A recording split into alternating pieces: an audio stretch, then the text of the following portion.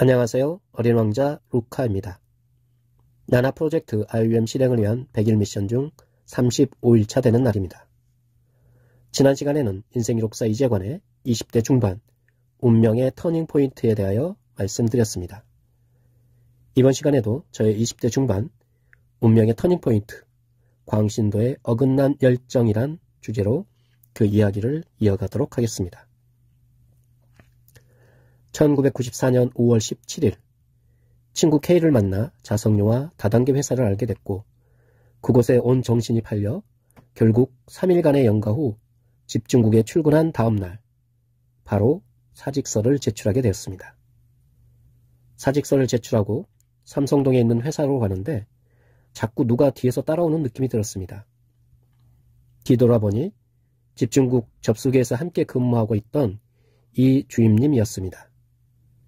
이 주임님은 제가 뭔가에 홀렸다고 하시며 바로 잡아주시려고 제 뒤를 미행하게 되었다고 했습니다.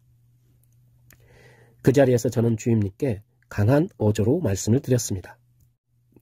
아니, 제가 제 갈 길을 가겠다는데 왜 주임님이 방해를 하세요? 그만 돌아가세요. 저는 이미 제 갈 길을 정했습니다. 평소와 다르게 너무 냉철하고 강경한 저의 모습에 주임님은 황당해하셨고 언제든지 마음이 바뀌면 집중국에 되돌아오라는 말씀을 하시고 더 이상 저를 붙잡지 않으셨습니다. 그렇게 저는 사직서를 제출한 이후로 완전히 그 일에 몰입하게 되었습니다. 지금도 그때의 몰입과 열정을 생각하면 제 인생에서 가장 강렬한 에너지를 발휘했던 시기라고 생각합니다. 그 당시 숙소는 성남에 있는 친구 자취방에서 함께 생활했고 매일 새벽 4시에 기상하여 강남 삼성동 사업장에 달리기를 하듯 가장 먼저 도착하여 남녀 화장실 청소부터 사업장 전체를 자발적으로 청소했고 그 이후에는 팀별 회의와 교육 등을 진행했습니다. 그 당시에는 누가 시키지도 않았는데 사업장 청소를 누가 하는지 경쟁하듯이 치열하게 했습니다. 젊은 청춘들이 당장의 눈앞에 꿈꾸는 일들이 현실로 펼쳐질 것 같은 착각 속에 그렇게 순수한 열정을 쏟아붓고 있었습니다. 물론 그들은 정작 그 일의 끝모습이 어떤 것인지 이상과 현실의 괴리감이 얼마나 큰지는 그때는 몰랐습니다.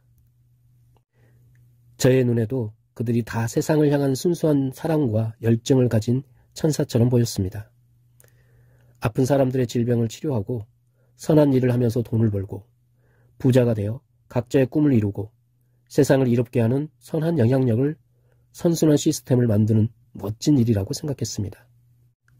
더 나아가 이 일은 악한 세상에서 착한 사람을 구원하고 세상을 이롭게 하려는 하나님의 사랑이고 하나님께서 주관하시는 사업이라고 확신하게 되었습니다. 마치 예전 개별 면담 때 목사님 출신의 그분이 말씀하셨던 것처럼 저 또한 그렇게 되어가고 있었습니다. 그래서 세상 두려울 게 없었고 자존감은 하늘을 찌르듯 했습니다.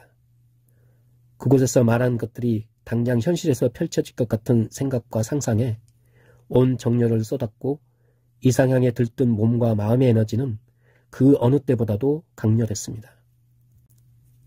순수와 열정을 넘어 세상을 구원하리라는 광신도적인 사명감으로 그 일을 했습니다. 그래서 미친 듯이 몰입을 했고 주변의 사람들에게 그 일을 알리려고 선의의 거짓말이란 명분으로 스스로를 합리화하면서 섭외를 했습니다.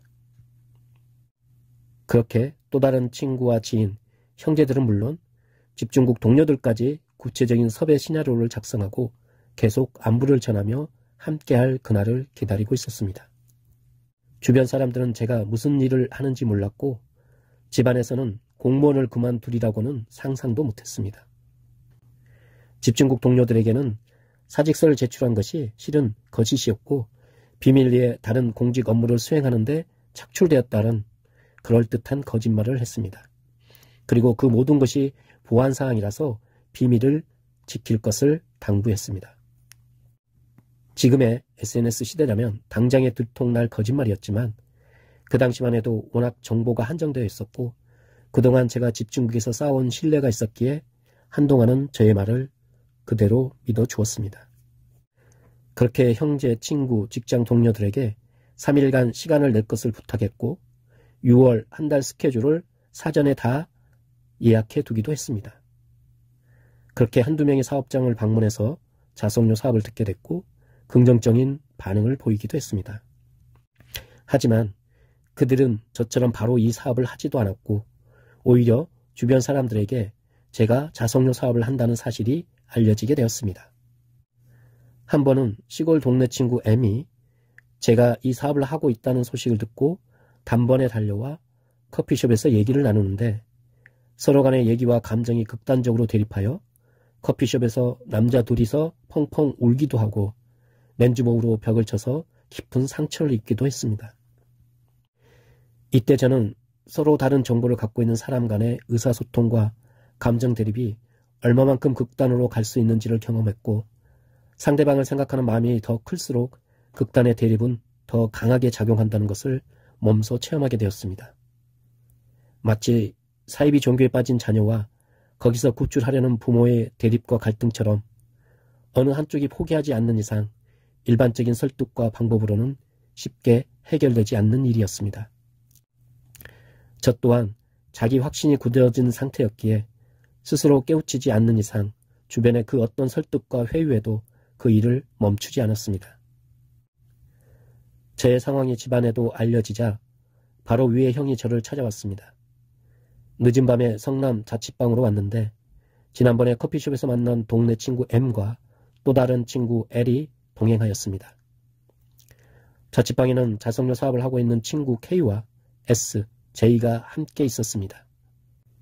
양측으로 나눠서 서로의 얘기를 하며 설득과 회유를 했지만 서로 감정 대립만 극단으로 치우쳤고 격분한 형은 저의 따귀를 때렸고 동네 친구 M과 L은 저를 납치하다시피 하여 그곳에서 끌고 나왔습니다. 그리고 북한산 계곡이 있는 어느 집으로 저를 데리고 갔습니다. 저는 그때까지 자라오면서 한 번도 형에게 맞아본 적이 없었고 동네 친구들 사이에서도 그렇게 격한 감정으로 대립해 본 적이 없었습니다. 도대체 왜 그런 수모와 고난을 겪어야 하는지 의문이 들었지만 오히려 그러한 일들은 저를 더 강하게 만들었습니다. 정말 이 일이 하나님의 사업이라서 이러한 고난을 받는 것이라고 생각하며 세상 물정 모르는 순수한 어린 양이 사이비의 늪에 빠진 광신도처럼 어긋난 열정에 매몰되어 있었습니다. 이번 시간은 여기까지 마무리하겠습니다. 다음 시간에도 나나 프로젝트 IUM 인생기록사 2제관의 이야기를 이어가도록 하겠습니다. 나나 프로젝트 IUM은 자기 성장과 행복 추구를 위한 온라인 놀이터입니다.